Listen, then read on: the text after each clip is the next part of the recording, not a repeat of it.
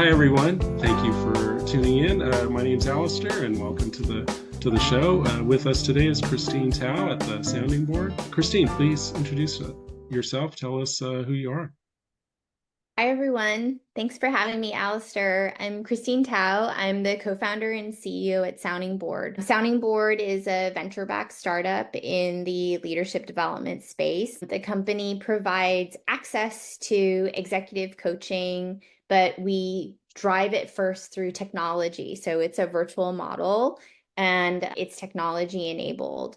And the company, I'd say a little bit about the company. We're a Series B company, have raised about $50 million to date. Sole female founded, so we're really proud of that because we're, one of less than 3% that have really gone down this venture path and raised meaningful funding. And then the fun part is that I started the company with my coach. And it's really because of that experience in experiencing coaching firsthand and seeing how powerful it was that really led me to think about bringing that model to a lot more people in a much more affordable and accessible and scalable way through technology.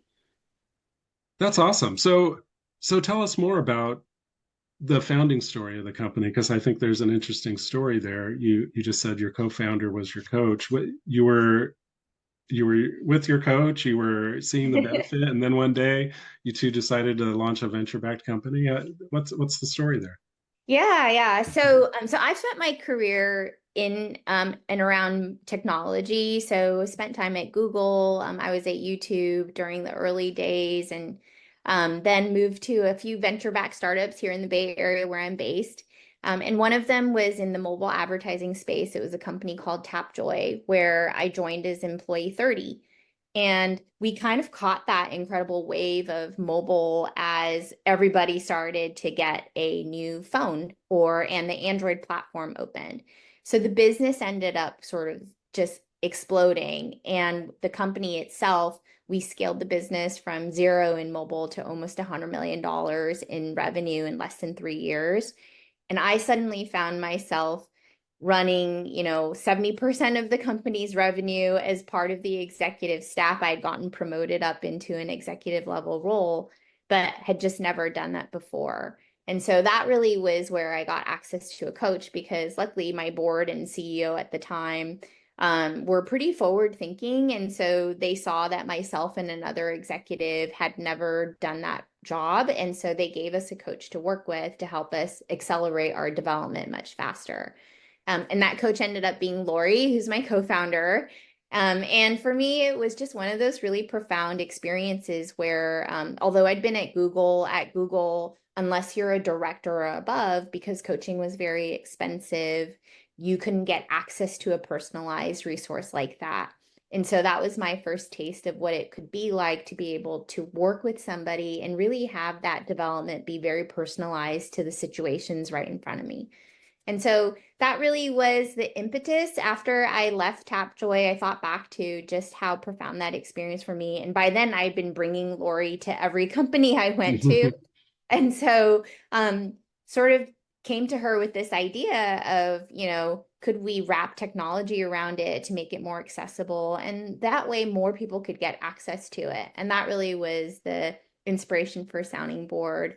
And she's been an incredible partner. She was one of the first of 300 coaches even certified in the profession. So she'd been doing it for 25 plus years. And she started out where coaching was this model you used for derailed execs. Like, we're going to fix a behavior problem before we see somebody out the door.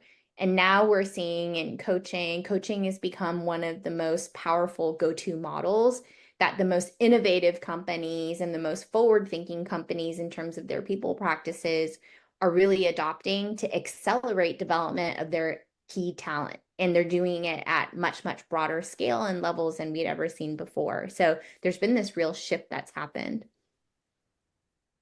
Well, shout out to Lori. Well, very good. And this was 2016, I think you launched the company.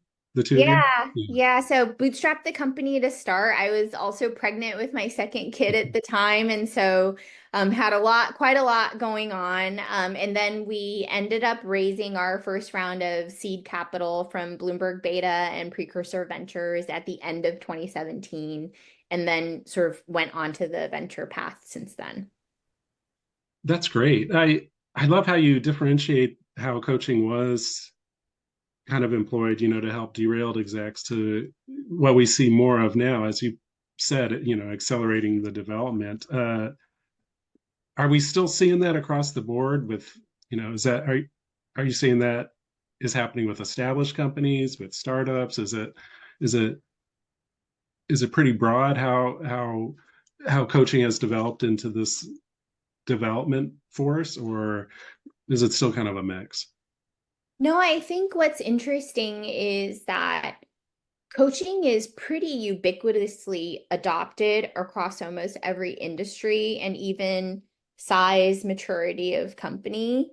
It's just this question of at what level, because if you think about, startup ecosystem that you and I know very well, a lot of founders work with coaches, and those might be small companies starting out, but the challenges of the job are so great that a coach really is such a powerful tool for that person or that founder.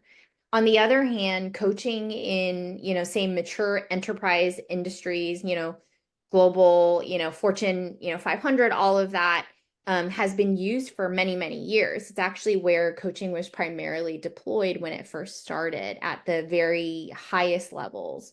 So I do think that now it's just a matter of as more and more people have gotten access to coaching, we're starting to see the challenge before always was that it was too expensive to be able to deploy really too far down beyond the C-suite. But companies like ourselves, of course, there's other companies in the space as well that brought technology to the solution, made it more scalable, certainly makes that more affordable. Now we're seeing, we even have a client today in the healthcare space, a company called Wellstar, where as part of the biggest challenges that they're seeing, as you and I know, in the healthcare industry, they are deploying coaching even to their nurses and their nurse managers as part of a broader career care program for them to combat career development, as well as the widespread burnout and stress that we know a lot of nurses and clinicians and practitioners have experienced over the last few years. It sounds like to me, if I were to characterize this sounding board, you help democratize coaching. Yeah, we add one thing to that, Alistair, which is at Sounding Board, we democratize access to coaching without commoditizing it. Mm. And that's been important for us because one thing, having Lori, who's a coach herself as a co-founder, we have really honored and respected the craft of coaching itself and wanted to make sure that while we were giving more people access, that we were still giving them a really high quality, high impact experience. That's a great, a wonderful thing. Thanks for adding on to that. That's a wonderful anecdote about the healthcare organization providing coaching for nurses. Bringing it back to the fields that I cover a lot of, tech, venture capital. But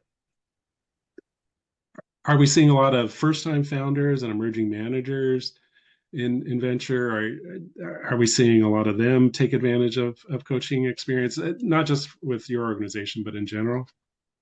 Yeah, I mean, I think that, you know, what I've seen at least now in the investor community is that oftentimes a very standard practice is that, an investor will say, hey, we have value added services, or we have a preferred set of services that we really recommend you as a founder to bring into your organization as a way to scale. Because obviously, as investors, they want to see you grow your company.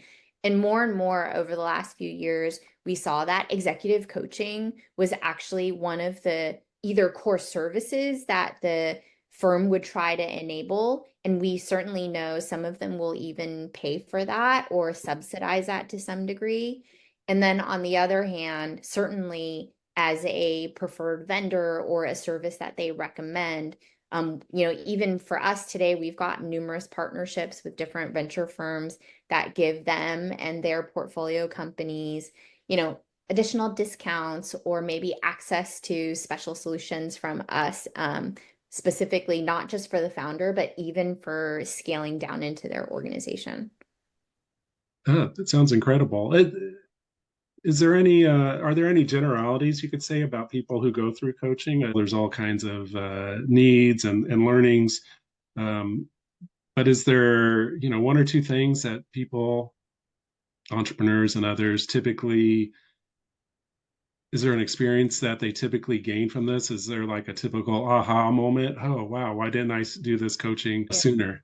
Yeah, that's funny because we actually use that same language. We call it an aha moment. Oh, And it's actually something that we think a lot about at Sounding Board in terms of how do you create that. And so what I would say is we often describe a coach as a thought partner. And what's distinct about that for people, oftentimes that haven't experienced coaching before, is how powerful that can be when it's somebody external to your organization and someone where that person has only really your best interests at heart. Because if you think about a founder or even executive in a company, there's always dynamics that you're managing to, right? Your board, your investors, your co-founders, your employees, your team. And it's often hard to separate feedback and development from those stakeholders because everybody has different motivations and needs and desires and intentions.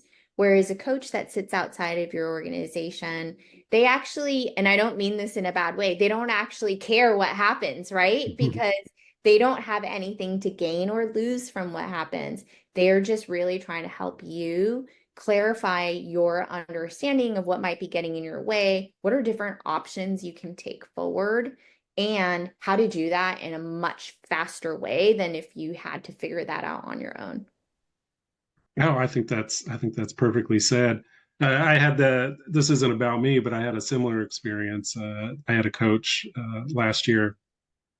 Shout out Kathy Brooks, Unleashed Leadership. But Okay. that was absolutely cheers to her. That was the feeling I got. It was a point of view outside of my sphere, and she helped me see a lot of things that probably would have taken me a long time, if ever, to realize myself. So, Christine, great. Want to talk a little bit more about how services are contributing to the success of the companies that you're seeing. Do you have any other examples of where coaching was instrumental for a founder in a company?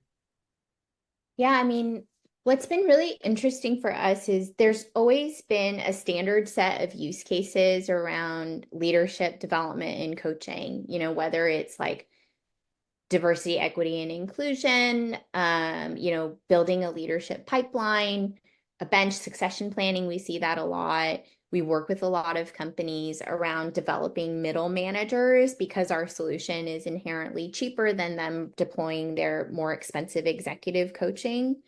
But the thing that has been interesting is, like I mentioned before, we're now starting to see it be adopted in industries you wouldn't normally expect and for end users you wouldn't normally expect. So, I shared that example with healthcare and how exciting it's been for us to see that being deployed to nurses. We're also starting to see higher ed, another industry that, especially over the last year, if you think about, and through COVID really started to come under pressure as people really started to rethink the four-year degree. Later on in this year and over the last year, a lot of student activism on campus. One of the customers that we're working with now, they actually are deploying coaching in their student affairs department. And the thought really was student affairs, their leaders there are really kind of that front line to their student base. And that the job really has evolved beyond just helping you select your classes and, meeting with students. Students are expecting the organization to have a point of view, to be more empathetic to all of the different challenges that have been going on, and also to sort of have a voice. And if you think about it, those are really sticky issues, right? And not necessarily easy things to manage. And so we're starting to see coaching. We've worked with like I said, we work with the university, and a big objective was that the coaching was going to help them enhance inclusive leadership behaviors in their staff, to increase belonging, inclusion, well-being, and productivity, and to align with a broader initiative they had around more empathy with their students. And I just found that so interesting because I think what I found has really shifted across all types of industries and organizations is sort of this idea of leadership and realizing that leaders that are more self-aware, Hmm. that are more empathetic, that can communicate effectively and really be able to connect and build relationship. To me, if the past, what did we call it? We called that soft skills, right? Now it feels like companies really are seeing how critical and urgent those are, and they're actually investing dollars behind that, which I do think is different than before. Without naming the university, what was it, a public or a private institution?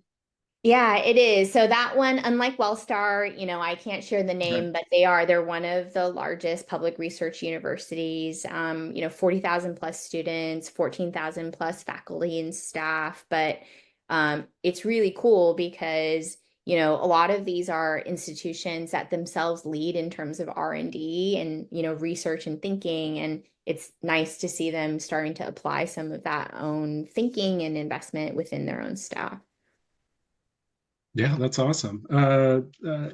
Plus, it to me, hearing that, it it normalizes coaching. I mean, students, obviously, the next generation of workers, and who will go out into business or the world. I mean, it kind of normalizes coaching because, right? I would assume there's been maybe historically years ago there wasn't a great feeling about coaching, right? No, As it's you said. incredible. I mean, I had, one of our other customers is a large public company. They're actually, a learning company themselves.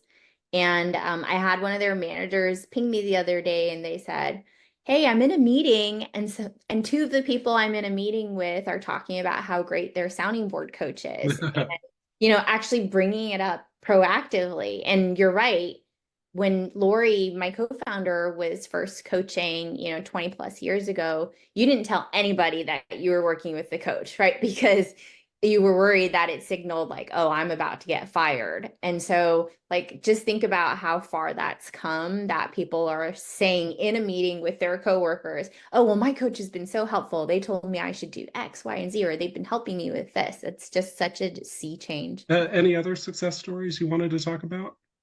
Yeah, I think the last one that might just be relevant for folks as they think about, like, you can't get away from not talking about Gen AI these days. And we actually just put out a white paper and an ebook, and it's about digital transformation. But, oftentimes, like, if you think about transformations, people think just about the technology we have to adopt. Like how do I get everybody on my company to start using ChatGPT or using these tools to get more productive? But one of the things that we're seeing, and a lot of the big consulting firms are putting research out around this, is that you can't really expect a transformation to stick and be successful. In fact, 70% of them fail without a corresponding shift in mindset and leadership.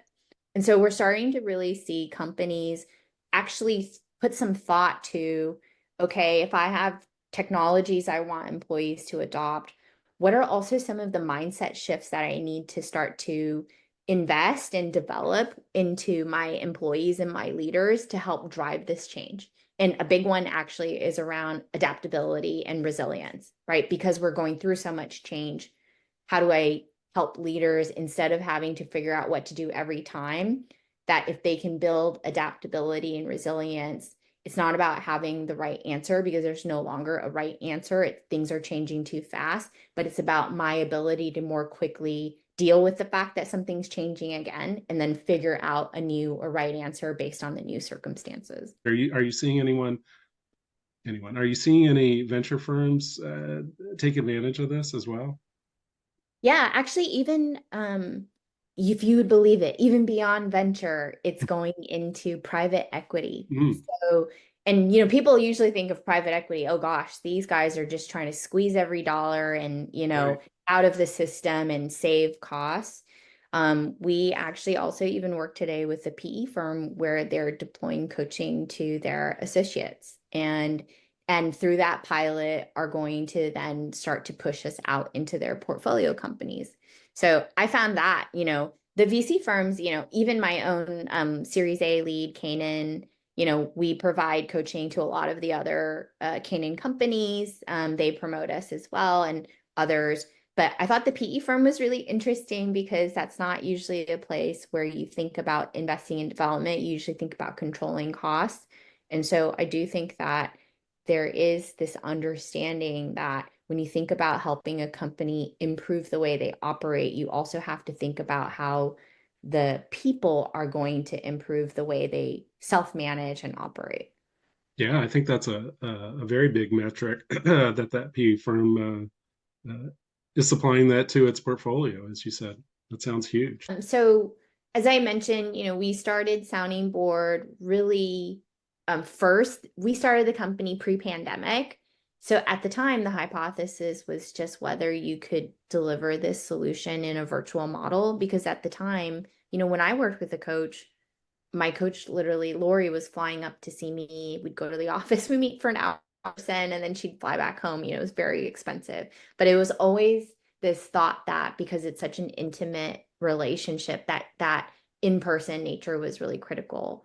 So obviously the pandemic changed that. And so Sounding Board actually accelerated pretty rapidly post-pandemic because of the move to a virtual model. And at that time, we were just delivering a tech-enabled solution. But over the last few years, and this is aligned to the ways that we're seeing trends in the, say, like enterprise and how large organizations are thinking about coaching, we actually evolved ourselves. So now, beyond, say, a tech-enabled coaching or service, and we deliver that in one-on-one formats, we deliver it in group formats, on demand. We also then separated our technology from our coaching network so we could license that software to companies directly. And this really just came out of our clients coming to us that were buying tech-enabled coaching from us saying, hey, we love the tech, we love your coaches, but we have these other programs that we run where we actually already have coaches that we want to use. And we also have a lot of internal programs we run where, one of our large companies, customers, they had about 200 people internally they had certified as coaches. And they said, could we use your software to run those programs? Because we like the fact that you help us scale all of the matching through your algorithms, right? Scheduling, everything is already built into the user experience. So that's really what happened for us at Sounding Board. Like AWS, took this technology, licensed that to companies now for them to stand up their own programs, and they can plug that into any network that they want to activate as coaches or even mentors. We added mentoring onto the platform. But that's because the broader trend that's happening in most companies is if you think about coaching started out where only, say, your top leaders had access to it, over the last 5 years, that access has gone much further down in the organization and to many more new industries. And so as companies have realized, hey, this is actually a really powerful way to be able to accelerate development of my leaders, they've now started to try a lot more new ways to do that. Oh, well, in some cases, maybe it makes more sense for them to talk to somebody internally because we want more context, right? For a junior employee, knowing how things work here, what it takes to be successful here, a mentoring relationship or an internal coach might actually be more successful than an external coach like you and I talked about. And so one of the trends that we're seeing is that companies are deploying coaching around a lot more places that they didn't before, but they need technology to help them do that. Just like you had learning software to help you deliver content to everyone, you need some sort of software to help you deliver coaching to everyone, right? Knowing that it's going to look different for someone at the executive level versus a new manager versus someone that just wants on-demand help for this one situation or topic. The interplay with the pandemic and remote working and increased virtual conversations, it kind of all goes hand in hand with the software licensing that you're talking about. It all it all kind of happened at the same time, it seems. Well, yeah, and I think you're right. Like you had mentioned, hybrid work and the fact Hmm. that, you're just not in the office.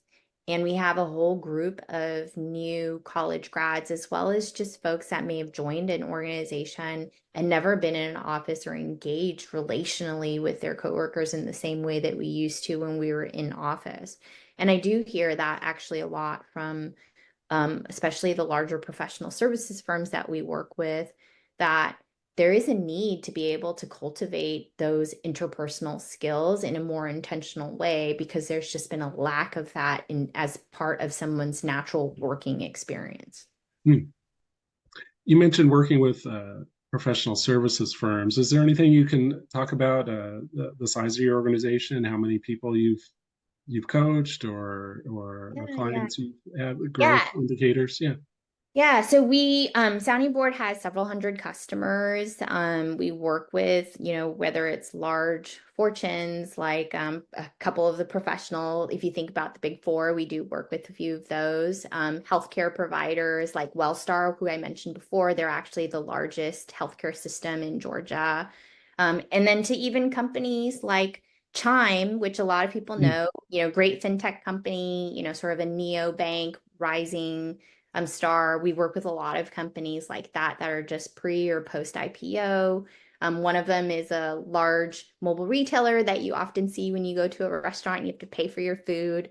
But it's been really fun because, as you know, everybody needs strong leadership and everyone needs strong leadership at every level. And so it really does cut across every single industry and even industrials and manufacturing we found. Any other any other trends or best practices that you're seeing that are particularly exciting or engaging that you're seeing developing within the field of coaching?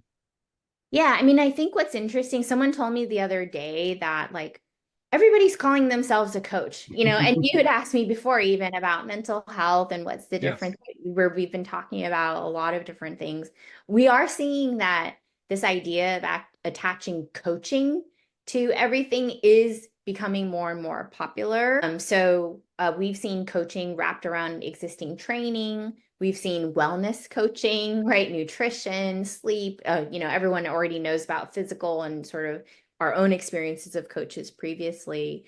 But I do think that part of it is just really comes back to this idea of how do you personalize the experience for someone so that one, they can actually apply whatever that is, that learning or that development or that insight faster and have it more quickly actually impact the outcomes or the goals or objectives that they're driving for. Like it's just harder, I think, now to for people to make time to go to a class, to take a whole week off for a training. And by the way, that's all standard frameworks, but then you always have to go back to your work and say, well, now, how do I still deal with this when it comes to X person on my team or this situation? And I think that's the beauty is that people are seeing that coaching broadly helps bring personalization and context to a challenge so that it can be more readily applied. So the big trend that I see, even outside of what we focus on, which is leader development, is coaching coming into a lot of existing education or typical training in a bigger way. Mm. It makes me wonder too if someone watching this is interested in coaching, what should be their first step? Do they want to make sure that the coach is licensed, or do they want to have referrals?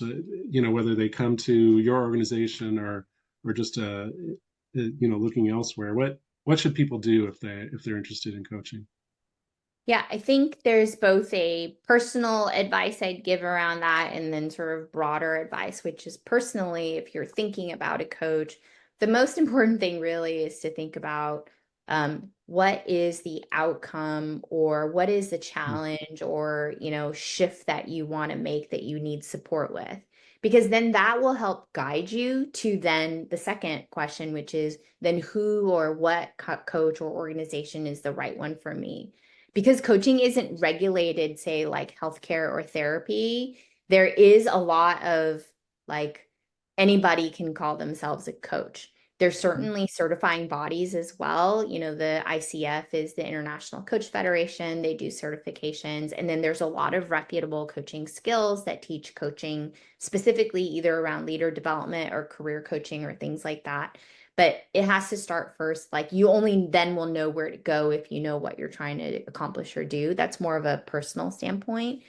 And then on a broader standpoint, then let's say you decide, you know, like you or I did, I want someone to help me with career development, or Mhm. maybe it's about leader development within my organization.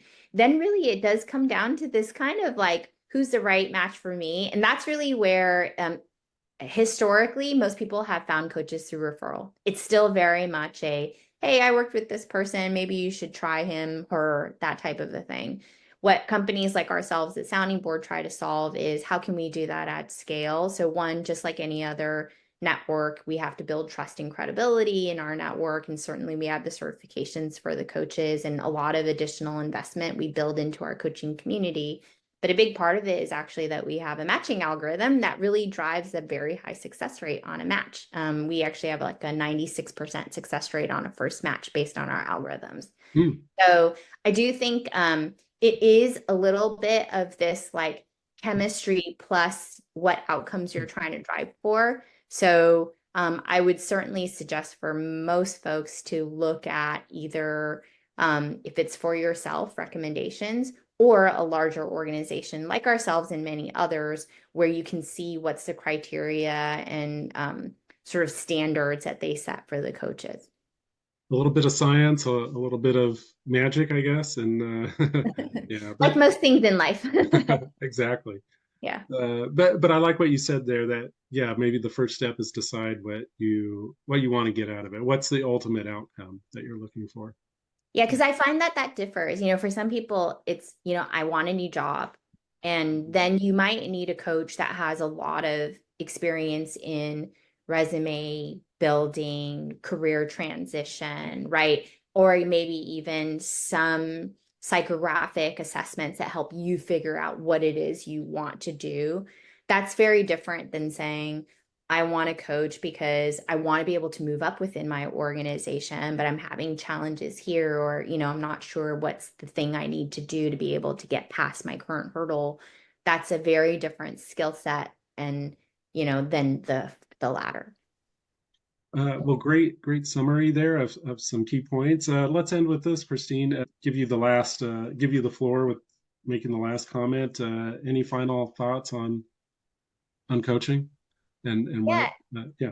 Well, I was just excited to be able to engage with you because when I started Sounding Board, you know, one of the questions I got the most from investors and even from others was, what is coaching? And like, you know, is this really a scalable business? Or, you know, like people, it was still this thing that was sort of off to the side that people had not necessarily experienced or understood.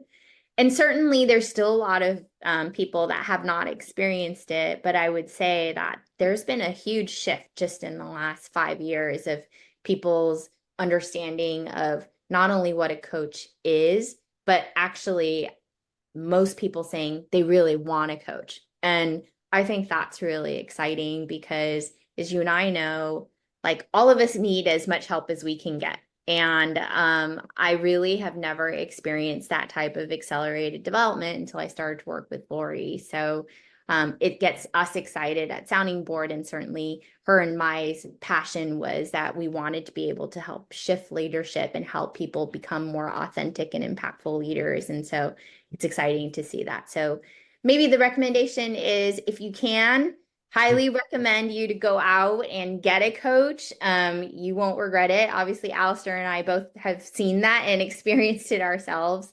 And certainly, you know, Sounding Board, we would be happy. We have, although we started out as a B2B model, we actually just launched our own self-serve where anybody could sign up to get access to a Sounding Board coach, and you just swipe your credit card. And so we're excited about being able to open up the number and access to more and more leaders. Well, great. And if someone's interested in that, where can they go to find more information? Yeah, it's www.soundingboardinc.com, and our self-serve product is called Accelerate. So it's just /accelerate. So if you go to our website, it should be there, and immediately it'll push you into a flow where you can kind of figure out like what package you want, what type of coach, and things like that. Awesome. Well, this has been very educational and very fun as well. Thank you, Christine, and thank Lori as well. Heard a lot about her today. It sounds like you two have a great relationship, and kudos to you for launching the company and growing it to where it is.